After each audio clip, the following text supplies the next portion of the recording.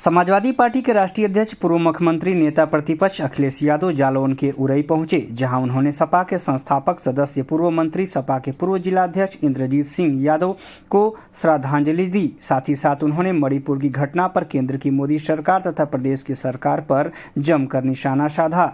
अखिलेश जी, मणिपुर में जो घटना हुई है, कल प्रधानमंत्री ने कहा बहुत दुखद घटना है, इस पर हम कार्रवाई करेंगे, लेकिन 77 दिन तक उनके शब्द नहीं निकले, तो इस पर आप क्या कहेंगे? देखिए, मणिपुर में जो कुछ हो रहा है या जो कुछ हुआ है, ऐसा संभव नहीं है कि भारतीय जनता पार्टी को, देश के प्रधानमंत्री को, देश के होम मिनिस्टर को न पता हो। सच्चाई तो ये है कि आरएसएस की नफरत की राजनीति, आरएसएस की बांटने की राजनीति और भारतीय जनता पार्टी का लगातार वोट कैसे बढ़े, लड़ाई और झगड़े और नफरत से लोगों में दूरियां हो जाएं, उन्हें वोट कैसे मिले, इस दिशा में लगातार वो प्रयोगशाला की तरह मणिपुर को इस्तेमाल कर रहे थे। और उसका परिणाम ये हुआ, कई लोगों ने जान दे दी, जान खो गई और न जाने कितने लोगों को घर छोड़ना पड़ा, नुकसान हुआ है।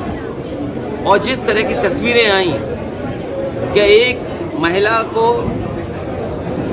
जिस तरीके से घुमाया गया, और एक नहीं दो महिलाएं थीं, और उसके बाद मुख्यमंत्री का ये कहना कि ये घटना कोई एक अकेली घटना नहीं, ऐसी और घटनाएं हुई हैं। इससे ज़्यादा शर्मनाक, इससे ज़्यादा हमारे संस्कृति पर धब्बा लगने की बात कोई नहीं हो सकती, जो भारतीय जनता पार्टी के मुख्यमंत्री और देश के प्रधानमंत्री और देश के होम मिनिस्टर इस बात को देख रहे हो।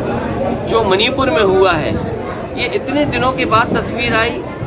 जो संस्थाएं थी, आईबी, वो क्या रिपोर्ट दे रही थी, इनके पास बड़ी बड़ी संस्थाएं जो जानकारी समय समय पर देती हैं, वो संस्थाएं क्या कर रही हैं? जब संस्थाएं पॉलिटिकल लोगों के पीछे लगाएंगे आप, तो वो सच्ची घटनाओं के बारे में क्यों जानकारी देंगे? ये बीजेपी सरकार और बीजेपी के नेता दोषी हैं।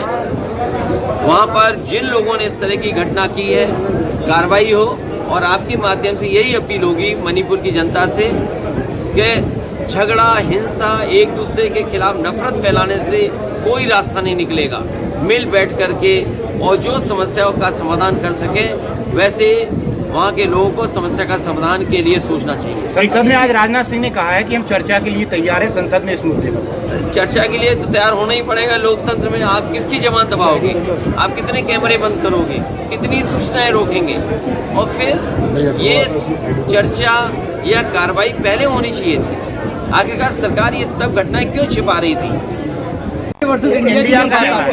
तो बीजेपी कहती है कि इंडिया के पास चेहरा नहीं है, कोई लीडर नहीं है, इस पर आप क्या कहेंगे? बीजेपी का चेहरा बुंदेलखंड देख करके समझ जाओगे।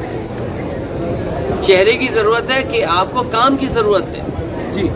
अगर आपको महिला प्रधानमंत्री चाहिए तो हम पे महिला प्रधानमंत्री है, उसका भी चेहरा है हमारे पास। कम उम्र का चाहिए तो वो भी हमारे पास है। बुजुर्ग चाहिए वो भी हमारे पास है। तो हमारे पास तो बहुत चेहरे हैं, और एक चेहरा तो आपने देख लिया, यही उद्घाटन हुआ। और मोदी उद्घाटन के बाद एक्सप्रेसवे का क्या हुआ? ये वही बुंदेलखंड है जो उम्मीद लगा के बैठा है कि यहाँ के नौजवानों को रोजगार और नौकरी मिलेगी। यहाँ के नौजवान, यहाँ का एक एक युवा इस बात का आकलन करेगा कि दिल्ली की 10 साल की सरकार और उत्तर प्रदेश की जब चुनाव होंगे तो 7 साल की सरकार ने उन्हें कितनी रोजगार, कितना काम दिया है और नौकरी कितनी मिली। जो काम बुंदेलखंड में शुरू हुए थे वो सब ठप पड़े हैं। यहीं आपके बुंदेलखंड के बगल में एरच डैम बन रहा था, क्या एरच डैम का काम नहीं रुक गया? यही सड़कें 4 लेन बनी हैं। अपनी सड़क बनाने के लिए खजूर लगा दिए, क्या खजूर से जानवर भाग जाएंगे? कौन सी सड़क जालौन की बची है जिसमें जानवर न दिखाई देते हो? आपने खजूर लगा दिए, क्या खजूर से जानवर भाग जाएंगे? और फिर किसान को यही तो भरोसा दिलाया गया था कि उसकी आय दोगुनी होगी। क्या बुंदेलखंड के किसान यहाँ की पैदावार का 2 गुना या ज़्यादा उनको मुआवजा या पैदावार की कीमत मिल रही है क्या? जो मंडियां बनाई वो तक तो ठीक चला नहीं पा रहे। अखिलेश जी, आपका इसलिए ये जो कह रहे हैं कि इंडिया, ये इंडिया से घबरा गए हैं। इंडिया से इसलिए भी घबरा गए क्योंकि उसमें डेमोक्रेटिक बात है, डेवलपमेंट की बात है, इंक्लूसिव की बात है। और जब इंक्लूसिव की बात होगी तो समाजवाद की बात होगी। अगर इंक्लूसिव को देखोगे तो वही जो समाजवाद चाहता है वही इंक्लूसिव ग्रोथ है। और आपको याद रखना चाहिए ये घबराने वाले लोगों को, एक बार तो विधानसभा में न जाने कितने लोगों को जगा करके इन्होंने विधानसभा चलाई थी, उसमें याद है इंक्लूसिवनेस की बात की थी। तो आज कहाँ हैं हम? कहाँ भेदभाव खत्म हो गया? कहाँ जो हमारे आपके बीच में आर्थिक भेदभाव है कहाँ खत्म हो गया?